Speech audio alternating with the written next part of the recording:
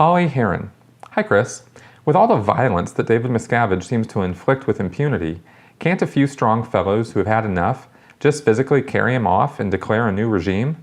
Assign him to some RPF duties locked up in his own hole?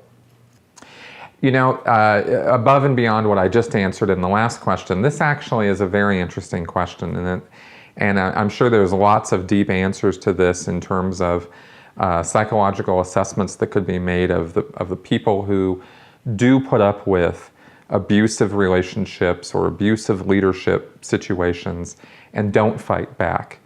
You know, nobody in the Sea Org has a gun on them, but the analogy of being held prisoner, you know, under threat, is still a correct analogy. And the people who are directly subservient to David Miscavige have different psychological things going on. And I'm not even saying that I'm like, you know, providing psychological analysis here. I'm just saying for myself what I think is going on there. And I think you have a couple things. One, David Miscavige has convinced a lot of people in Scientology, and probably including those people who are directly under him in the hole and at int base who work under him. I think he's got a lot of them convinced that he is Scientology. He's so important to Scientology. He's the one who keeps it going. He's the one who embodies, you know, not the principles and good nature of Scientology, but embodies the future survival of Scientology. And so, because he repeats that mantra all the time, you know, to them. And so I think that some of them have bought into that. And so they think that if they were to take out Miscavige, they'd be taking out Scientology. So they don't want to do that. You know, they might hate Miscavige, they might not like him personally, right? But they love Scientology, and they've convinced themselves that Scientology is saving the world and is the only way to save the world. And so they kind of put up with that sort of thing. But they dare not bring Miscavige down because that would bring Scientology down, and they can't have that, right? That could be one thing that's going on. Another thing that could be going on is straight up fear. You know, just they're afraid of what would happen to them if they went after the big guy, right? And that's not so hard to understand.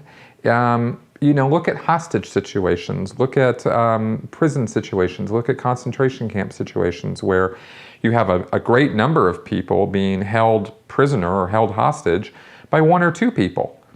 You know, you look at that and you go, well, logically speaking, those people could rush those one or two, you know, terrorists or those one or two prison guards, and they could take them. And only a few people would suffer casualties or would be killed in the rush to take out those guards. But who's going to start it? Who's going to be the first guy? Who's going to stand up and say, "I am Spartacus," right? And get that ball rolling. That's the tough call. That's the thing that never happens. People are not necessarily naturally, you know, superhero, courageous people. You know, we've all heard stories of people who are. I mean, it's not like nobody is, but you get, you know, these people who've been beaten down and beaten on for years, and they take on that role and they can't see themselves, you know, rising up and taking over, or taking charge, or taking out, you know, the abuser. It's just where their head's at. So there's also that kind of situation going on there too. Specifically, I'm talking about at international management, right? So where you might look at this from the safety and security of your home, or wherever you're watching these videos or finding out about this stuff, and might be thinking, well, I would never put up with that.